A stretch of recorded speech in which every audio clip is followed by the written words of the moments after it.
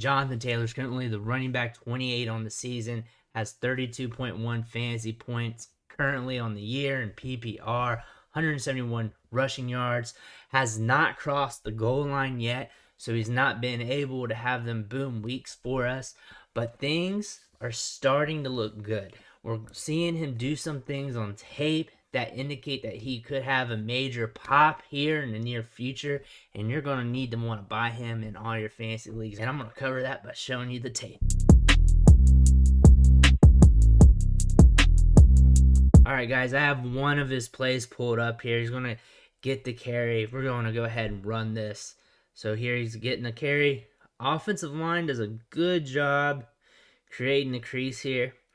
He also, you can tell by the approach of the line of scrimmage here, when he's coming to the hole, that he is insinuating a little bit that he's going to break it outside before he cuts it up into the seal. Once he gets his hole, he finds it. He is showing bursts for days. I'll start showing it right here. Bam. Just burst and speed. This is a 4-3 guy. This is a guy that can take it to the house from anywhere on the field, and he's damn near 230 pounds. He has good size adjusted speed. So when you can get a guy like Jonathan Taylor holes to run through, it makes him super dangerous. We see it right here on the film. Bam. Just hits a second level. I can't show you the play from point A to point B because YouTube slaps my hand, like always, every single time. That's why I do it frame by frame. But when we watch this from the beginning, Taylor knows where the play is going to be run at. You can tell how it's supposed to be ran by how the line has it sealed off here. Because obviously you watch them, the blockers are going one way, the other blockers are going another, creating that hole. They're doing a good job creating that hole. He also has the outside. I can only see so much on the outside here, but it looks like that's an option too. When you have his size and speed, but another thing you want to think about is the leverage of the block. You have the lineman turning the defensive line in such a way that that defender, if you cut it out, could slip off, and the safest route is pretty much up the gut here.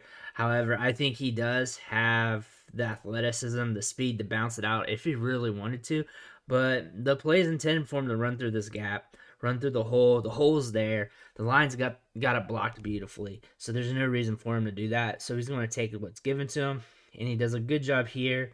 That has a little plant step, and his speed kind of gives them the notion that he could bounce it outside, but he goes ahead and cuts it up kind of sharp up through the hole.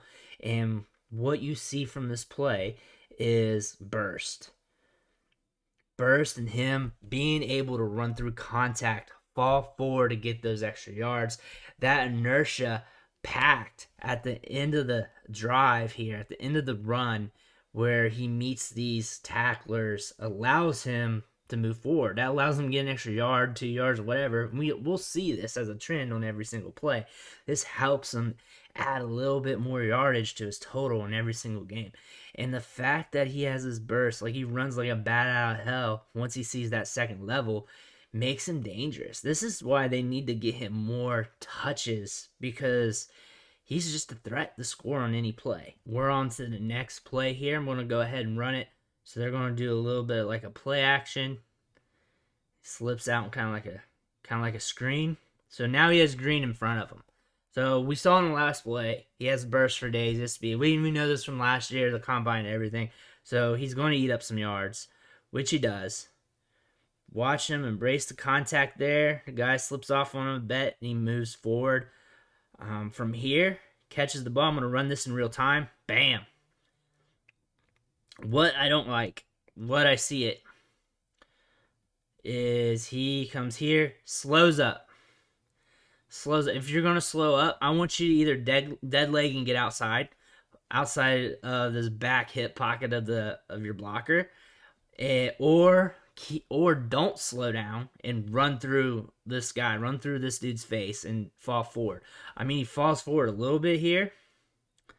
He's able to break the tackle. But here, you either need the shit or get off the pot. You either need to break out and run the circle out away from this tackler, or you need to not stutter step down here, and just run through the dude. This could have potentially allowed him to break the tackle more efficiently, gain more yardage. If he would have broke out here, he could have had a potential to have maybe a one-on-one, one-on-two situation with these defenders out here. Maybe that guy being blocked, it's a double team block. He's not reading that well. Honestly, he should have read the flow of those blockers a little better and ran the circle out. And maybe he would have had a chance to bust something out a little bit bigger, or maybe it would amount to the same amount of yards, or maybe just a little bit more. But you never know in this situation. I also don't like that he slowed down. There's like something here. What was he reading here? I think he was expecting to get a block when that lineman gets hands on him. I think he was expecting that lineman to be able to ride him out and for him to make a move off that. And once he slips off, this is when he slows down and he stutter steps right around here. And he's like, oh shit. Instead, you got two on one blockers here. If you read that leverage there and was able to kick it out, that would have looked a lot better. It's one thing I noticed. But we do see, again, the burst, which is nice. It is nice. Elite level burst. 90-some percentile size adjusted speed score. Why he got drafted high in the second round. Why everyone's excited about him. And he's getting touches in the passing game. He's getting checkdowns, which is good to see. We're just going to rapid fire through a couple plays right now just to get a better feel of his skill set. So here he's taking the snap. Blocks are coming. They do a good job at creating the hole here. Just magnificent. Look at this. Big pocket here. One thing I've noticed is they got a good offensive line that can create holes for him to run through. I think it'd be wise to use him a little bit more on this avenue. Right here, skeptical here. He's running through the second level. What we got here? What could he have done better? Could he? Now we're playing devil's advocate because we know he runs straight up through here. But we're up through this point, and you see your blocker having leverage right here, reading the hat.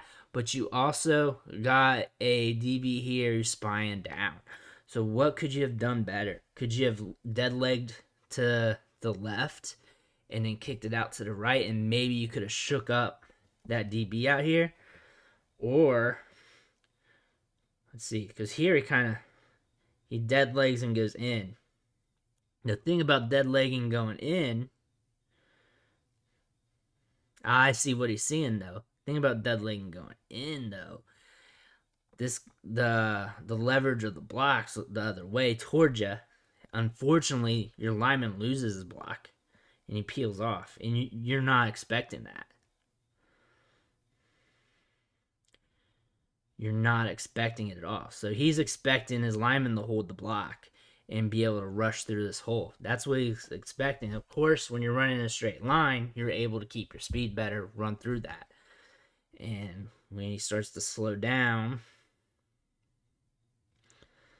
he's actually dead legging over.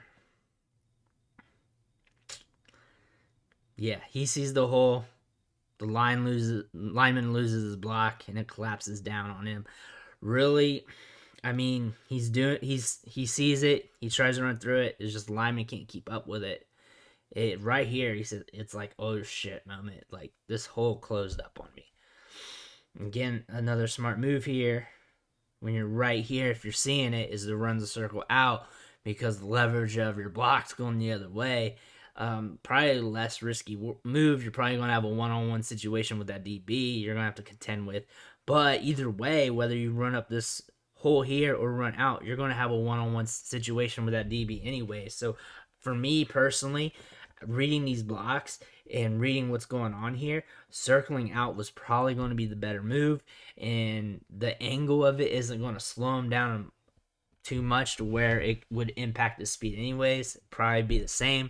So I really feel like from a vision standpoint, when you're reading this from here, you see the blocks here, that's something he should have been able to read. I mean, all your linemen are pointed the same way. You got a sandwich right here where he's running towards. If you would have circled out a little bit more, would have had a little bit more space. I do not have all 22, so I don't know what's farther out here. There could have been another guy there. Could have been a DB. Don't know. That's one thing that could have been there, but honestly, when he's running straight, guarantee he's seeing this hole here that he could run through. But with that decision, this block isn't even engaged yet. So I don't even know if that is really the greatest idea to make that decision when you could run outside and you at least have the leverage from 11 here. Looks like maybe Michael Pittman to get your block to read off of. But we do see from the start of the play just a good approach, but the hole opens up nice. And then in real time, we see burst. Bam. Just quickness and burst. I love the burst. I love the burst in the open field. I think that allows him to eat up yards quickly. That might be affecting him a little bit. Like, man, if he could have kicked that out and then won that one-on-one against that DB, especially if he would have kicked it out and stayed tight along this block and then won that one-on-one, this could have been a huge gain.